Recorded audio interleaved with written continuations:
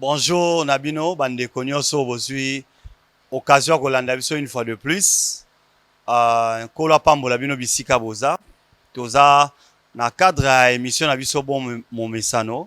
To salaki mwa temps muke to bandai ko mona na lisu te parce que l'équipe ezalaki en déplacement. Siko bato nyonso bazongi to reprendre pe ko servir bino nde to mesana. Lelo to ana esengo une fois de plus.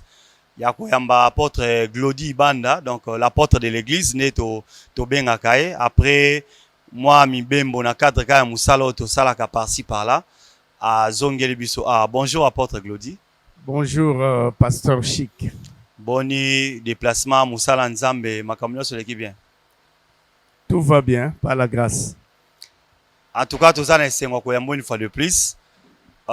To sepela ki sujet à lelo to aborder on peut sous nayo pendant moi temps ou to ça qui break ba ndeko belé ba proposer biso ba sujet to partager nayo moko penza nde tirer attention na biso to lobité to banana na wana. Je crois que yo moko zala surpris na sujet oyo ndeko oyo atindela ki biso à travers réseau na biso ba réseaux sociaux à proposer ce thème. Au thème, auto partager les lois ezali Christ au milieu des docteurs. Neto lobaki oyo fo apôtre Glody to partager na ba sujet c'est belé mais to ponina nu wana po yango penande atiraki moi attention na biso. Donc yango neto kosola na yo mokola lelo. Merci beaucoup. Christ au milieu des docteurs. Nazana idée au bandana nous. Mais nous voulons saluer nos abonnés. Na Firefogo TV, na YouTube et puis na ba chaîne Mususu qui au barrelé à Bisso. Nous saluons bandeko baza branché na Bisso na ba page. Nzamba pambola bango. Nous sommes la Christ au milieu des docteurs.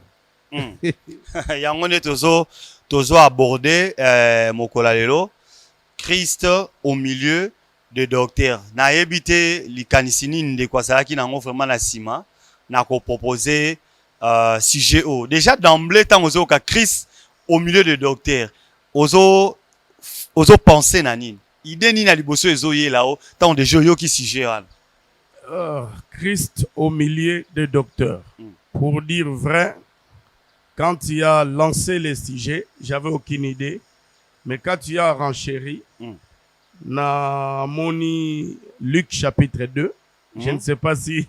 Luc chapitre 2. Luc chapitre 2, verset 46. Thomas Vanina va passage biblique. Olingaraba verset Alingarate, Boyebiye.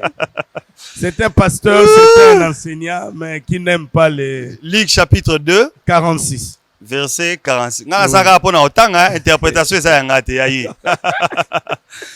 Totangi Luc chapitre 2, natangi verset 46. OK.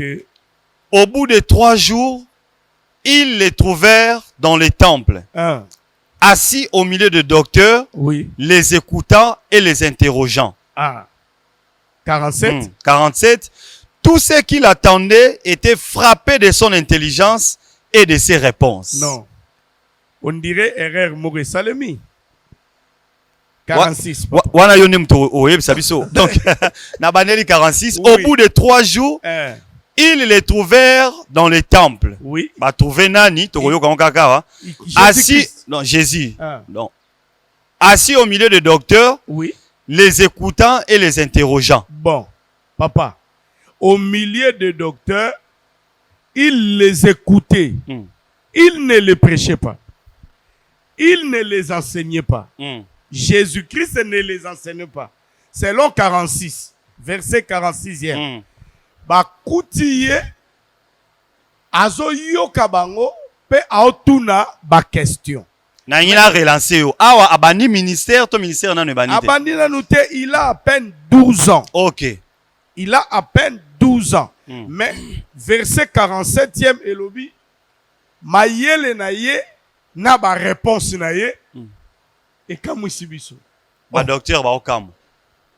Tant balobi ba réponse c'est comme si et comme qui moko bango pe ba comment retourner ba question. Normalement, 46 c'est lobby. Yem tazotu na ba question. Abani na parko yo kabango. Les écoutants et les questionnants. Mais na 47, son intelligence et ses réponses. Papa, yo posa pasteur. Yo posa pasteur. Ah, on a journaliste. Ah, on a pasteur. Ah, on a ça journaliste. Ote yaka. To partage yaka. Yo peut éclairer bisonal. Ah, on a ça journaliste. Ngane mituna. Son nani abanda il répondre. Pour Bible lobby na 46, lui il ne posait que des questions. Mais na 47, les gens étaient étonnés de ses réponses. Bon, moi, mon problème, Jésus-Christ est trouvé par Marie et Joseph au milieu des docteurs. Je ne sais pas si je peux commencer déjà à choquer. C'est-à-dire, comment à se retrouver dans le cas docteur et puis dans l'âge de 12 ans, et au Lukani pas docteur. Docteur de la loi. Bato ba simba ki boyebi à époque wana. Docteur ya minganga ya batongate. Ba soigneur te. Ba te ya époque o bazaki na connaissance. Oui. Ayo se retrouver katika sa bango. Ba prédicateur te. Ba scribe te.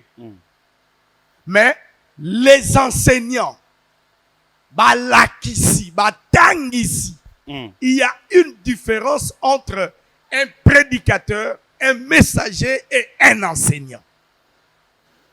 On va nommer ma biso déjà. Okay. Exhortation, bah oui, bon, to sengi na frère Metouchela a exhorté. Wana zelo mususu. Ya muke ka, loba muke exhorter, encourager ka muke et où melante. Bon, to yebisi Berger Benjamin a prêché. Mais to yebisi Pasteur Chic a enseigné. Trois choses différentes. Oui. Parce que enseignement, il y a une maternité à ma prédication. Enseignement, il y a une maternité à l'exhortation. Enseignement, misa 800 prédications. 1200 exhortations. Enseignement, moko, bien élaboré. Tous on a lu qui Thomas. Oui. Christ na katsa docteur. Oui. To retenir ni wana. Christ, nzoto na yena nous c'est l'église. Parce que l'église est le corps du Christ. Na yoka mutumoko na ebite batongo na ebite bino bozora batongo wapi. Alobi Christ, l'église n'est pas le corps du Christ.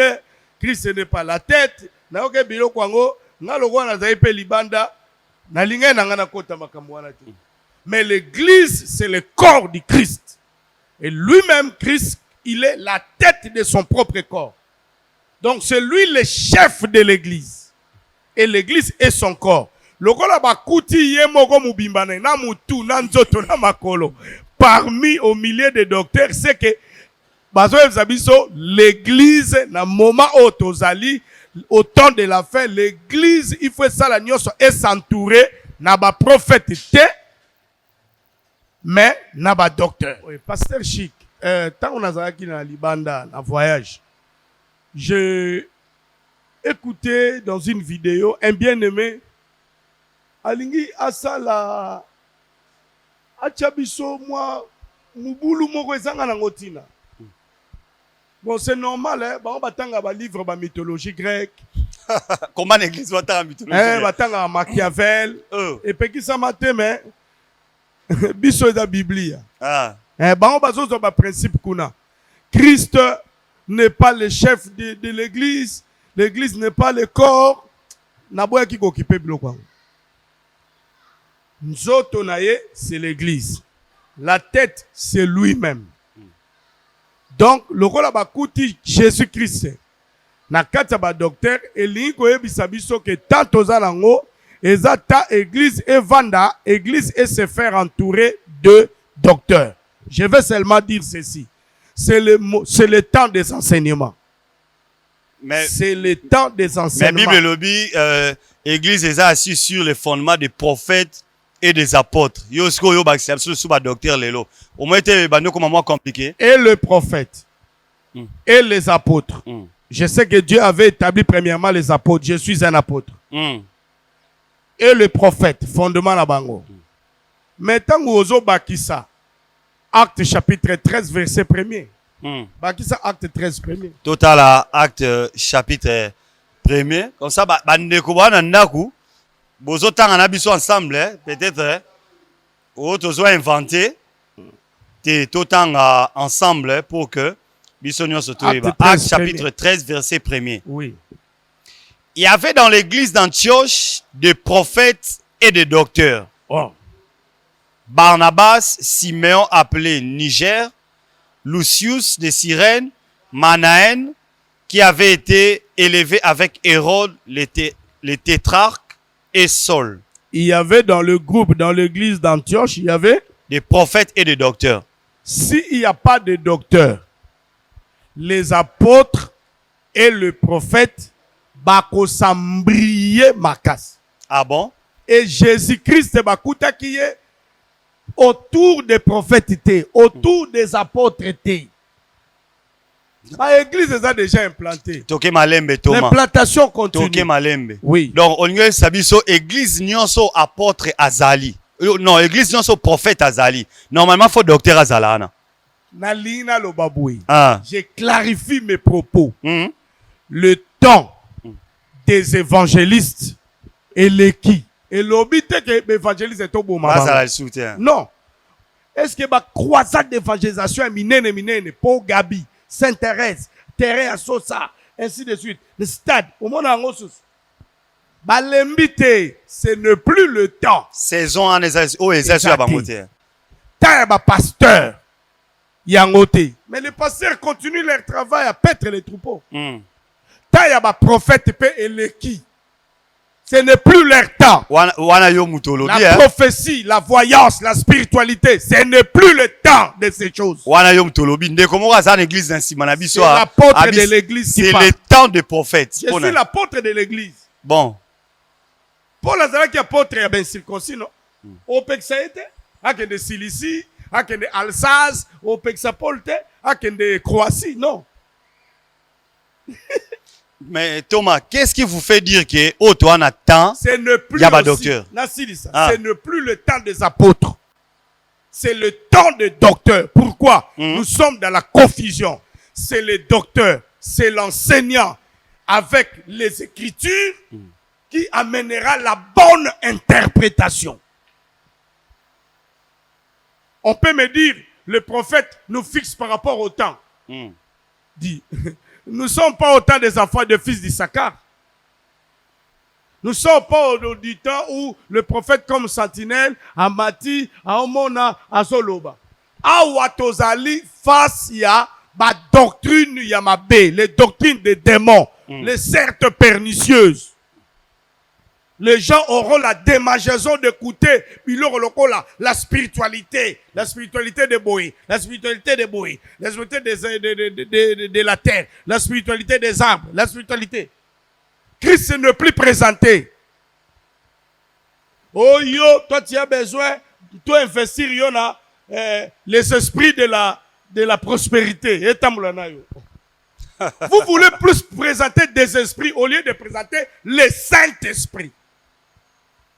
Alors, vous pouvez faire la différence entre le Saint-Esprit et vos esprits, vos nombreux esprits. Le Saint-Esprit dans la diversité. Parce que on est là comme dans la diversité. On a Saint-Esprit. On a Saint-Esprit. Donc, moi, je suis en train d'insister par rapport à la question de notre bien-aimé. Jésus-Christ, Christ au milieu des docteurs. Église est s'entourer. C'est le temps de l'église. Beaucoup tapena lingombe vandi, docteur de gauche à droite, tout autour. Mateya enseignement oya solo. Mais Thomas, église peut aussi la grâce. Église so ba mona baza. Thomas te ke bandi mpe ba Hollanda. Bongo prophète Moussa ne komona. Omoni sikoyo. Maman mora salia, tata mora salia. Ce n'est pas ça la prophétie. Oh. Non, je suis désolé. La prophétie, c'est parler de la part de Dieu. La prophétie, ce n'est pas donner la couleur d'un sous-vêtement. Mais où tu penses, Moli m'a révélé. Et sa prophétie, et sa parole de connaissance. Thomas, voilà. La parole de connaissance doit être accompagnée de la parole de sagesse. Voilà, et combien ce n'est pas la prophétie. Au monde, si vous avez un bébé, si ma camu. Yango ba comment que n'est pas banganga. bakomo kota ba PV longo na Congo central na moni petit mso azokota kota songolo ke ya pabi vie na ezwa biloko maamo kazalaka. Oh. Mes chrétiens. Na bisenga biloko Yesu nazala ngo eza suffisant. Nakesani na biloko wana. Nakasumbalesa kote ya kati kuna la katanga la kati kuna bazoswa makasa ochango na munoko bwe obani koloba kombo na onanyo noko na bino nanyo neti ngaba binoko mpanzo na yebi déjà. Donc ngai pona kamwa moi tu dois me dire des choses que je ne connais pas. Si tu me dis mon oncle s'appelle Panzu, c'est vrai, je connais. Na yebi déjà on le sait kolobi lote noko na musu shora mais na yebi numéro de téléphone nanga na yebi. Oda musu lando azaka na Snell na yebi.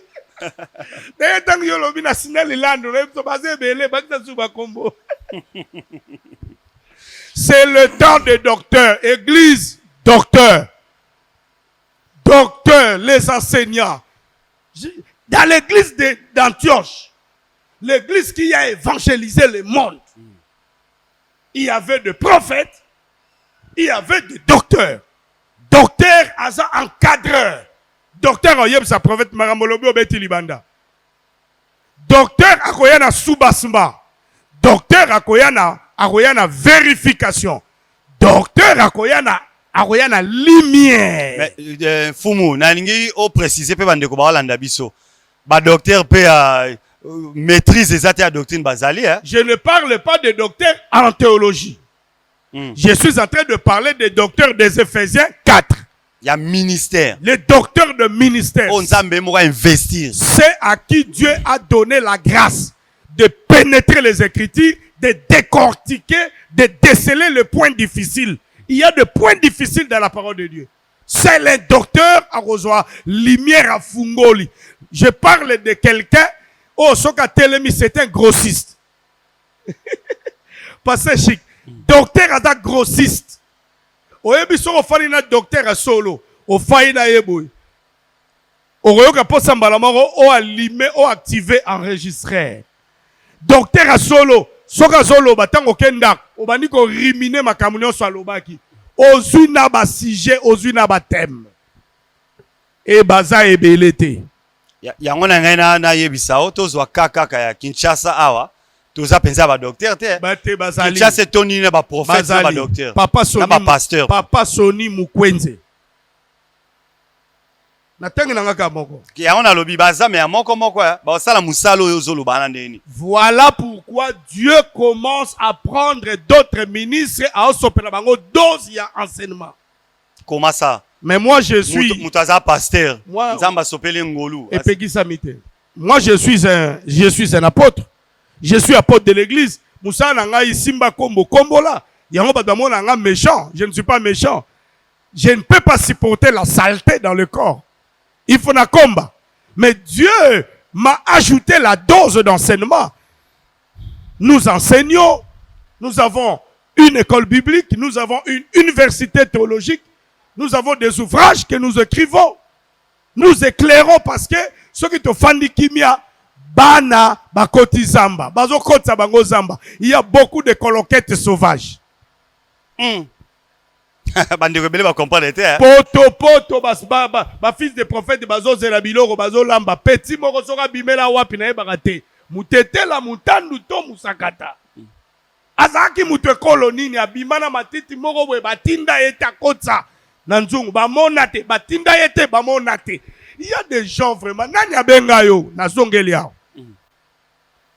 Okomi kotanga ba livre ya Karl Lewis, Karl Marx, Machiavel, Aristote, Jean-Paul Sartre. Bongo eza mabe. Problème na yo Bible ozo simba ngo mukie. Présence en Nzambe bisika inspiration yaka. Tu es absent. Ba docteur Botelema. Les vrais alors. Levez-vous pour fixer. Soki olandi bazo kotsa batu na zamba. Telema docteur. Peli sa téléphone, peli sa machine, luka mbongo, komata na Facebook soko za na mbongo te, pe sa vérité. Ba docteur mutu ba pe sa vérité, sinon te mobulu to komi na tamoko mobulu. Thomas, les problèmes peut difficulté peut tout ça par rapport à docteur Ozolo bana. Mutu moko aleka na tefa zolo ba makambu o ezo correspondre na doctrine te mais bango ba réagir te. Au moins que comme peut problème. Et belé ba saka ba complice. Ayoki penelo ka mabe mais réagir te. Moyen réagir ya te po ba benga kaya te akuna. Porte go kangama. Nzoka batu ba opeso ba porte mais Christ a opeso ba portail. Vraiment. Christ a opesa portail. Aobanga kuna zo amwa kuanga na offrande du prophète a bien. Kuna ko zo kuanga mais Christ a sopa man. Si comme était que docteur a commis corrompu. Bien que la manne n'est pas le nom de la nourriture que les enfants d'Israël mangeaient au désert. Ça ne s'appelait pas manne. Wana komi suma ka msusu Thomas. To simba kuna te tokobunga. Tokobunga. Tangu biloko wana kitaki bana Israël bagetu na moi tangu ba ramasser ba tunie. Amanu. Amanu. Et là dit qu'est-ce que c'est? Donc, la manne. Donc, c'est la question, comme ça, question qu'on voit biloko balia. Maintenant, c'est Moïse comme leader, comme pasteur. Thomas, Zelanano. Zelanano, bango bien. Na nyosi maman frère muke. Ba tata na biso nyoso ba te biso keza man. Yosko yoko changer. Omoni kama kama on a changé te pasteur ya même saranga ngambu. Chers amis, bozo landangai. Lorsque Israël a demandé la nourriture, Dieu a fait pleuvoir. Biloko e kitakika ils ont ramassé ba monango te, ba liango en Égypte te. Ne ba kenango pas leader, ba tuni Moïse, Amanu. Qu'est-ce que c'est? En hébreu. En français, c'est la manne. La manne, c'est une question. Biloko ezanini. Ezangaite.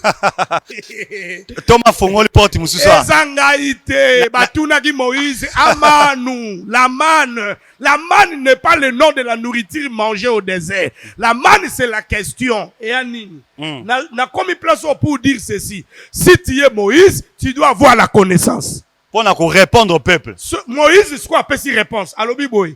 C'est le pain descendu du ciel. Comme monde yango yango wana soki Moïse ayeba kite so Moïse azalika prophète azalika apôtre azalika pasteur azalika évangéliste aya monaka kaka mama moko aye na kiste muso abimili yanzi na gauche non yeba pe kombo ya biloko oyo uti lola yango alobi amanu batunie amanu la manne c'est quoi biloko oyo avato lia to yeba la connaissance, j'insiste, la connaissance. Tu n'es pas formé. Yomo yebi que tu n'es pas formé. Courage oswakango wapi. Ya côté des choses que tu ne maîtrises pas. Na tunaka soke za sorcellerie to za nini to délivrer ye. Et loko zo maîtriser te ozo te yango kaka po anini. Thomas mais au monité que situation to comme nango lelo église comme nango lelo précisément na Congo awa na Kinshasa au moins te que ça peut problème il y a peuple na pe ce exemple oui peuple atindi ki Saoul a ça la sacrifice problème il y a peuple deuxième exemple toke ko assister ndeko moko na église na ye Alexis Motei moko Motei wana tei hérésie oui mais na suka sali service suka na service service nini assemblée pour batu bazaki délivrer manifestation à puissance ya Saint-Esprit donc de manière illimitée. Quand tu dis manifestation à puissance c'est ça ni batu tout qui ba kwe yango wana milimo bimie gagner bimie kei bata ba maladi ba biki yango wana nde manifestation mais até yaki mabe na ebité comment ko orienter biso par rapport ya wana Seigneur na sambeli sunga biso toyeba ba signification ya ba concept ba kombo auto oloba et comme en ma prière bon to kenega bon la puissance du Saint-Esprit l'onction en RDC l'onction en RDC manifestation ngezaka batu bakoya babiga milimo ekende votre onction ne fait que tomber les gens. Y a-t-il pas une autre ou il n'y a pas d'autres manifestations de l'onction? Ah, voilà, nous expliquons à tes spectateurs. Ne quoi aille une église? Aïe pas yo kalubanza mais oui, mais aïe peut pas sur le biko pour na mama kamunaye. Le biko oui, mais l'église toyaka d'abord pour la parole. Ah. Atei mabe. Mm. Abani ko bamba batu na mabele. Mm. Edingu eto selemani. Edingu eto selemani. Eza question azo tuna. Edingu eto selemani. Église eza place à exhibition te. Église eza endroit à spectacle te. C'est la parole. C'est pourquoi Jésus, il faut que Barina Joseph Bakuta est parmi les docteurs. Parmi les docteurs. Le col à Jésus, les lois comme parmi les prophètes. Batuazo sanza sanza. Ba dégâts. Asanzi. Akati bilamba. Eza mabete. Mais oyeza base. C'est la parole. Vous connaîtrez la vérité vous affranchira. Au sujet de l'onction, Papa Chico, pasteur, Yok apôtre Paul Nengazoloba, au sujet des dons spirituels, je ne veux pas, frère, que vous soyez dans l'ignorance. Je ne veux pas, frère, que vous soyez dans l'ignorance. L'apôtre Paul, apôtre des nations, l'apôtre Paul, c'est notre apôtre. Avant Bandalobi, je ne veux pas que vous soyez dans l'ignorance. Ayebaki, vous allez ignorer les dons spirituels. Ignorance, c'est ma don spirituel. Bokozwa don spirituel, bo tombolongo likolo parole. Yango zoloba ateine mabe, mais asambeli batu babani ko sanza ko kweya ko pasula la. Bo se pa ni balingi sko bongo. Ngana ko bengeli sute. Mais bandimi ba sepeli na ye. Objectif c'est ça que bandimi ba sepela. Non. Bazo lobiko. Moni sikoyo. L'objectif c'est lola sepela. Bino comme bandimi ba sepela. Donc wano comme Saoul. Mais bandimi lola. C'est le chef qui dirige le peuple. Le peuple ne dirige pas le chef. Saoul a été dirigé. C'est la même chose avec Bishop Aaron. Oui bien Aaron. Yaya Moïse. Peuple muto salisa evo. Moïse a peuple. Moi, je ne suis pas là pour satisfaire même mes propres fidèles. Non, je suis désolé. Je ne suis pas là pour satisfaire même mes amis. Asimbi Mopanga. Mbeli. Thomas, na lingi tozonga na Luc na wana Jésus au milieu des docteurs. Yom toye nango. Jésus. Yom toye nango wa. Jésus. Luc na yo wana oye nango. Parce que ça makambo est vraiment important bandeko ba Holanda biso que Jésus s'est retrouvé au milieu de gens qui avaient la connaissance. Oui. Ah. Atuna ba question. Azotuna ba question. Abanina nukoyoka bango. Soki ba calé, yemboka pe ba réponse. Abanina nukoyoka bango et puis abandi ko tuna bango ba mituna. Oui. Quelle doit être attitude ya église? Na ba terme simple pour ba tu vas comprendre hein, par rapport ya image oh ya Jésus au milieu des docteurs. Merci pour la surtout question. que ba docteur pe belene to loba azobanga porte kangama. Église ezonga église. Église elongwa ligablo. Na sala église nga pour faire vivre nga. Nga na sala kate musana nga ka yango. Na koliela kaka na ofutela ndako kaka. Mabe. Église est une salle d'attente ils ont préparé batuba kene lola.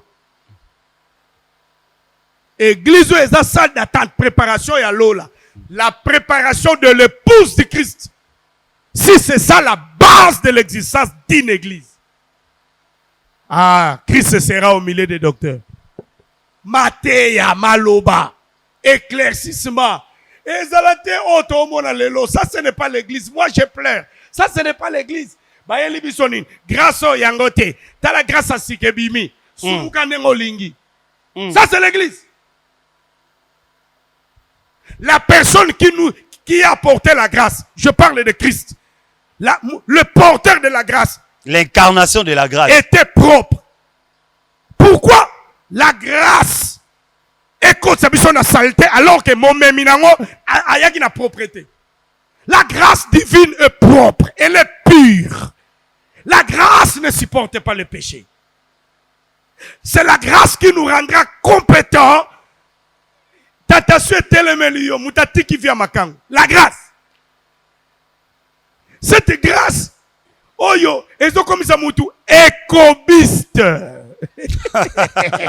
C'est quelle grâce?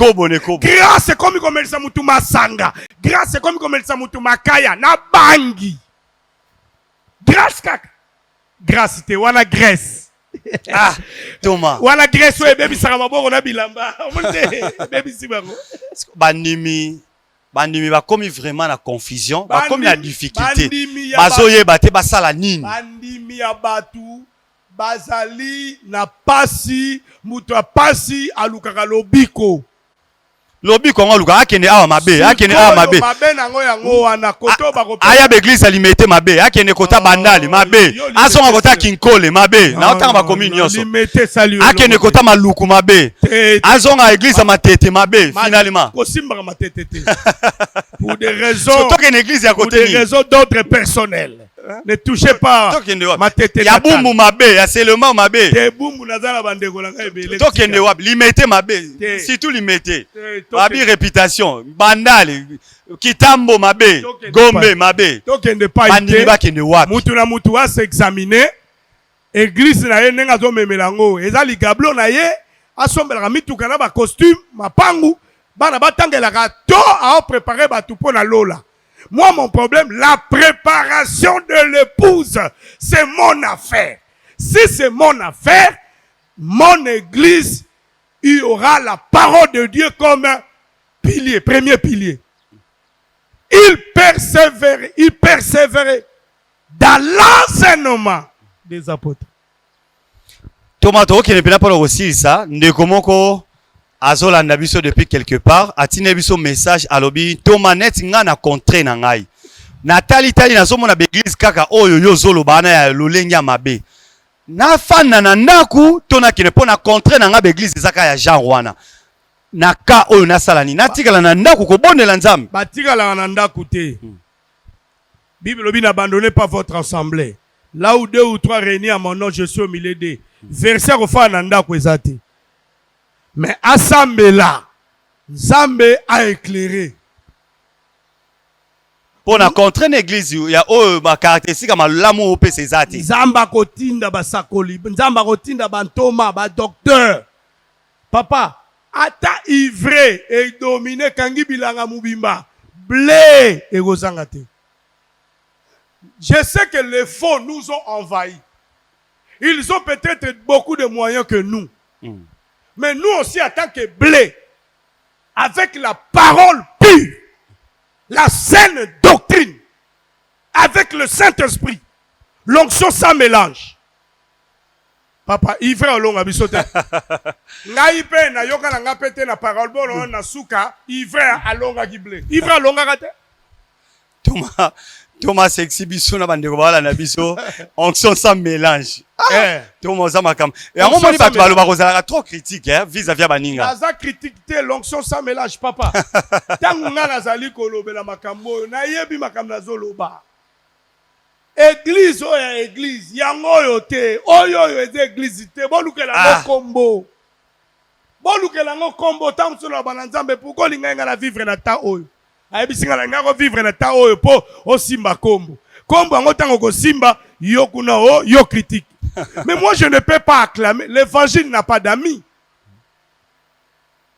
L'évangile n'a pas d'amis. Mais soki muto atei là où le péché abonde, la grâce surabonde. C'est la parole de Demabe les Arabes. C'est que la grâce surabonde et l'accini. Tout ça la masumu belé pour ngolo so pas na pe belé. Na verset on a ba combien? Le péché abonde, la grâce surabonde. Et là qu'ici le rôle la grâce est ali ton à peine à ma bébé. Et là qu'ici bon, ça c'est quelle interprétation? Là ce sont des envoyés du diable.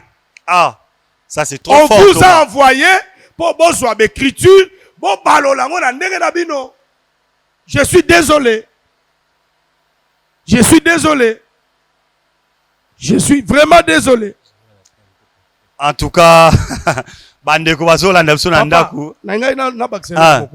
Ça me monte vraiment. Tant qu'on a insisté, Christ au milieu des docteurs, je suis en train d'appeler les vrais docteurs. Et ceux qui n'ont pas le ministère, il y a qui docteur, mais les gens à qui Dieu a déposé une dose d'enseignement. Na sengi bango ba telema. Bobangate.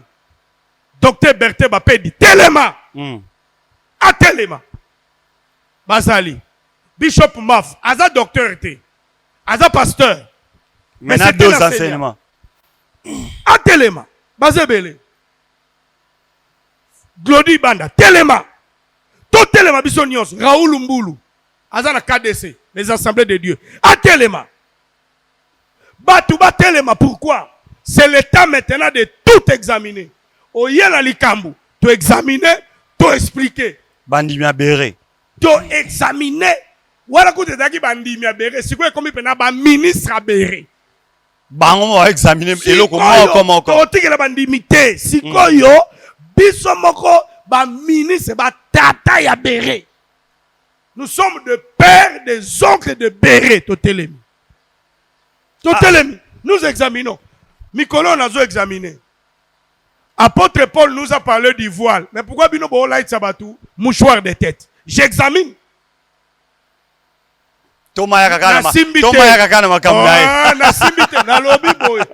Apôtre aloba ki kitambala te. Mais na monde à l'église union so kitambala. Kasi yango na pe benga ne voile. Voile yango te, voile les voile, mouchoir de tête, mouchoir de tête. Bon, voilà to aussi mambo ko mususu. Ngonga na biso ekeyi penza. Soko lobi nanga eloko eza interdit.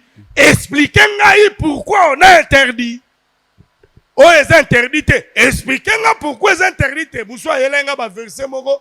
Nde nazana ko bakisa nga basi mibale misatu mine. Apianga ba verset, azala ba verset te na bengani. Na oyebiso ba Abraham na banani bazaki na basebeli. Bongo Abraham mutakufela nga. Ngalanda mutakufela nga. Papa, moi je suis chrétien. Ngalaza adepte, je ne suis pas le disciple de Pierre. Je ne suis pas disciple de Paul. Moi, je ne suis pas Jean. Nalandara Joël T. Nalandara Abraham T. Isaac. Salomon. Un modèle langate. Nga Christ. Place pour vous mélanger. Nga Yesu. Nga Yesu. Mais Yesu abala ki teti kato landa bato babala ki. Abala église. Liba les oya. Abala église. Liba les oya. Noce de l'agneau. Viango matata ndeko luka nzambe Tala bote zotata bana ndeko lali wapi Makambo ezo komplike ozeleli nini Mopesi na nyonso afandi na lola Babelela nzambe bamonaki moto kokita